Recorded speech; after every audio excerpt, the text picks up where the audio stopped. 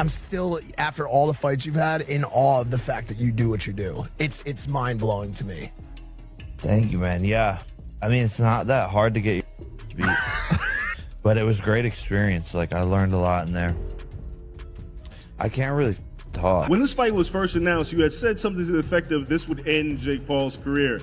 After what you saw tonight, do you think that Jake should continue to box, or what do you think the future holds for him? Yeah, look, I really take my hat off to. I mean, we have to see if it is a broken jaw. Those injuries are very difficult to come back from. But as AJ said, look, that last shot would have knocked out a lot of heavyweights. Okay, this is the circumstance that is currently causing a lot of excitement in the combat sports industry, according to reports. 28-year-old social media celebrity and professional boxer Jake Paul has declared his retirement from the sport. And this announcement comes immediately following what can only be called a horrific career-ending knockout loss to former heavyweight world champion Anthony Joshua in Miami during the 6th round. Folks, we're not just discussing a standard knockout here. This was cruel. Paul didn't simply lose the battle. He had 2 fractured jaws when he left the ring, necessitating emergency surgery. Take a moment to consider that. The man came into this fight as a huge crossover sensation, someone who had been gaining traction and attempting to establish himself as a real force in professional boxing rather than just a YouTube celebrity having fun in the ring. But then Joshua's utterly devastating right hand collapsed, ending the fight spectacularly. And all of a sudden, we're sitting here wondering whether Jake Paul's boxing career is indeed done for good. And take note of this feature that attracted everyone's interest. Paul was at least competitive before the knockout punch, as evidenced by the fact that he supposedly won 2 rounds on one judge's scorecard before everything went sideways. And then I got dropped. But yeah, I was doing good. I just think my cardio, just the mental pressure of the big guy and sparring the big people is different than the 10-ounce gloves. So I was feeling his power a lot more. But it was a great experience. Like, I learned a lot in there. I can't really talk. Are you in pain? Yeah, but Does it hurt? It's not from like talking. Talk to me about what your jaw feels like, because you got It's like a baseball in there. two then plates? It just feels like 4 titanium plates. 4 titanium plates. How many do you have? Just 1. 8 screws. 8 screws. Hold on, because at this point, things become even more serious and, to be honest, quite worrisome from a health standpoint. The stress of the entire issue is exacerbated by a moment that has been making the rounds where you can hear someone mentioning a titanium rod in a hand. Here's what we know for sure, though, and it's quite significant. According to several people close to the situation, Jake Paul has reportedly stated that he is completely worn out and emotionally depleted from enduring the kind of severe punishment that comes with fighting at this level. Furthermore, he is seriously thinking of giving up boxing altogether and hanging up the gloves. After the harsh knockout we just discussed, mean brutal in every sense of the word, this conclusion seems to have solidified. The fight was a beating, not simply a defeat. Throughout the fight, Paul was repeatedly knocked down, and you could see the toll it was having on him each time he stood up. Then came the last knockout punch that left him with a double broken jaw, necessitating emergency surgery and escalating all the rumors about whether or not he will ever return to a professional ring. Paul has reportedly carefully reconsidered if this is the path he wants to take after receiving such severe treatment from one of boxing's most accomplished and formidable heavyweights. Anthony Joshua, who has practically spent years at the top of the sport, can you really blame him? Even a video of someone declaring, "I am retiring from boxing," is doing the rounds, which has just increased the amount of conjecture I'm getting. Hit in the fucking face every single day while I could be playing soccer in Saudi. I'm friends with the Saudis slash football. Back in the day? I was on the A team in 7th grade. I have a really good kick. I can run fast, and I'll knock out everyone that with us. Now, if someone could just pay me $1 billion, I could prove this message, which seems really crazy, doesn't it? However, let's discuss what the promoters and insiders have to say about this, as their responses reveal the true gravity of two. The situation. Eddie Hearn, who has been actively involved in this battle from a promotional standpoint and has never shied away from voicing his opinions, remained steadfast in his earlier assessment of the potential consequences of this fight. For Jake Paul's career, however, you could see that his tone changed to something far more somber and thoughtful after witnessing the real combat. As he thought back on his pre-fight statement that this fight might actually end Jake Paul's boxing career, Hearn noted that the conclusion, as painful as it was to witness, tragically validated his point accurately.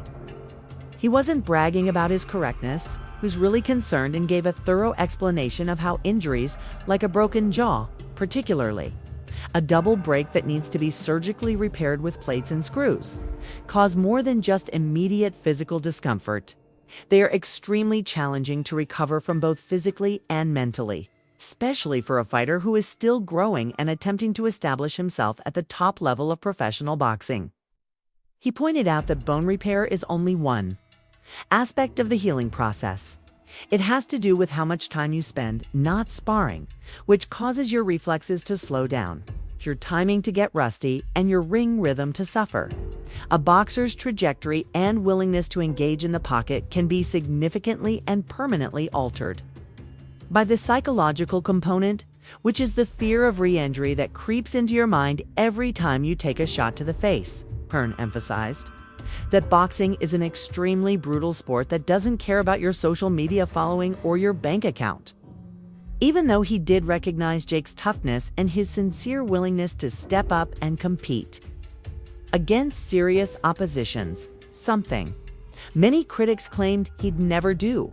Fighters are frequently forced to sit down and carefully examine if the physical risk and long-term health effects are genuinely worth any glory or money that may come from continuing after experiences like this knockout. These career-defining moments where you incur serious harm. That guy did great for someone who's been boxing for like less than a decade. He has had no real professional opponents other than Tommy Fury that were legitimate world-class boxers. I don't even remember what happened in the Tommy He Fury lost fight. a close decision, but it was a good fight. It was a good fight, though. He's a good boxer. If he wasn't a YouTuber, people would be way more impressed with him. Yeah. The problem is he was like a famous kid, and then no one took him seriously. Yeah. But Oh, and then he started too with like more spectacle-ish fights. People were like, "Oh, this is you." He fought, Nate Robinson, like a basketball player. but the thing is, he knocked Nate Robinson knocked him the dead. fuck out, And yeah. it's the way he did it that I was trying to tell people. I'm like, no. With decades of experience commentating on combat sports, Joe Rogan has witnessed almost everything that can occur. After Anthony Joshua knocked out cold and caused Jake Paul to sustain the double broken jaw we've been talking about, he responded to a fighter in what may have been the most serious and cautionary way, speaking on his podcast with his trademark blend of sincere worry and direct candor. Rogan pushed Paul to consider the long-term effects of carrying on with his boxing career at this level. Additionally, since Joe Rogan has seen innumerable fighters go through the meat grinder of combat sports, you should certainly pay attention to his advice to be cautious about brain injuries. Rogan stressed that the punishment Paul received in that fight, particularly those thunderous blows from a seasoned heavyweight like Anthony Joshua, who has been competing at the world championship level for years, carries risks that go far beyond the obvious injuries, like the broken jaw. He was arguing that there is a neurological and physical cost that builds up over time, and is just not worth it for someone who has more alternatives and possibilities in life. Rogan discussed the serious side effects that many fighters face once their careers are over. As the science of brain injuries progresses, we are learning more about things like mood disorders, memory issues, chronic traumatic encephalopathy, and more. He said that the particular knockout shot that Paul received from Joshua had the power of, and I'm quoting here, 10 punches all condensed into one catastrophic impact. When you contemplate what that does to your brain, that is a scary way too. Think about it, smashing into your head.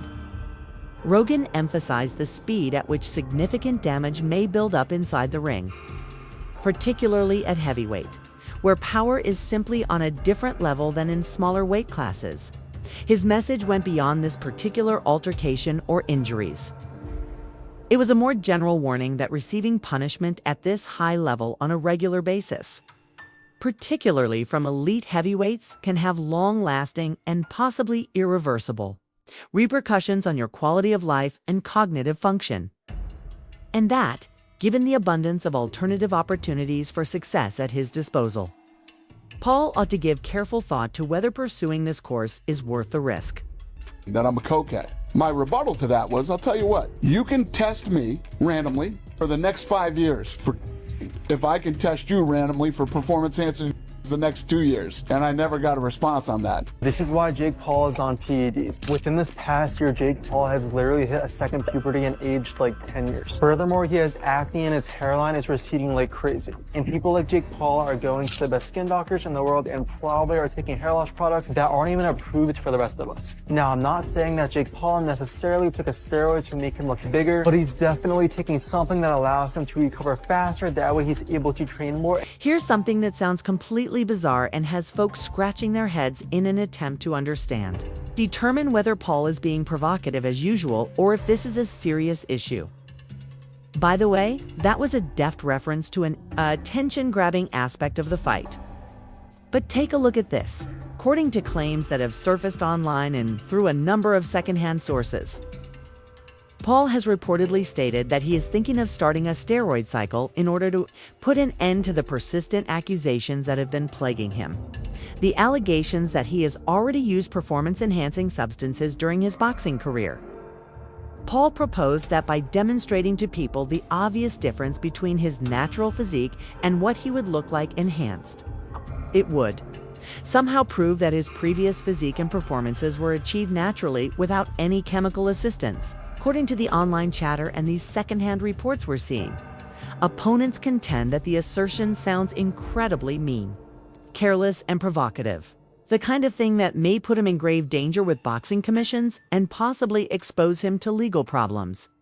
Paul's admirers, on the other hand, think he is merely retaliating in a confrontational manner against years and years of conjecture, innuendo, and outright accusations regarding his physical change and the strength he was displaying in his early boxing contests.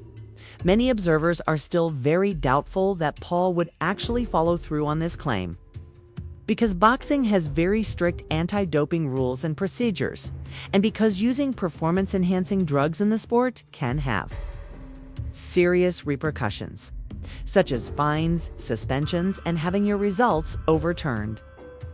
Some are warning against accepting the assertion at face value, speculating that Paul may simply be stirring up controversy as he has done throughout his career. The statement remains wholly unverified and merely adds another layer of controversy and chaos to what has already been an extremely turbulent moment in Paul's boxing career until he directly addresses the allegation on the record, sits down, and explains exactly what he meant and whether he is serious. It causes me to snore, which, in all honesty, doesn't really make sense. Yet it somehow makes sense given the complexity of the entire circumstance. Respect him. I don't say that only because I'm fight here in a company, but it's because Jake, the people need to respect Jake, you know? I mean, every single fight go inside the ring, everybody needs respect. Let's examine the specifics of what transpired in the ring because they are, to be honest, really startling. When you hear them explained, during their heavyweight bout in Miami, Anthony Joshua viciously shattered Jake Paul's jaw. And we're discussing a particular instance, a particular blow that altered everything. It occurred when Joshua used his incredibly deadly right hand, which has stopped numerous fights during his championship tenure. With the kind of accuracy and force that only top heavyweights can produce, he landed clean in the 6th round. The blow resulted in an instantaneous knockdown. Paul collapsed to the ground, which ultimately resulted in the fight's knockout outcome. However, Joshua's punch caused far more harm than merely a knockdown. Paul's jaw was shattered in 2 different locations by the collision, resulting in what doctors refer to as a double break. A serious and excruciating injury that was instantly apparent to onlookers after the fight. You could see that Paul's fate was badly flawed. Paul's own social media post, in which he displayed the damage edema, a misalignment of which were clearly visible and genuinely challenging to look at later, validated the injuries. Paul was brought straight to a Miami hospital after the fight ended and the medical staff examined him. Their surgeons conducted what seems like quite involved surgery to fix the double break. To keep the fractured bones in place while they healed, 2 titanium plates were fitted on each side of his jaw. This is the portion that truly highlights how serious this was. As part of the surgery, they had to extract many teeth. The trauma from that one punch caused several teeth to fall out.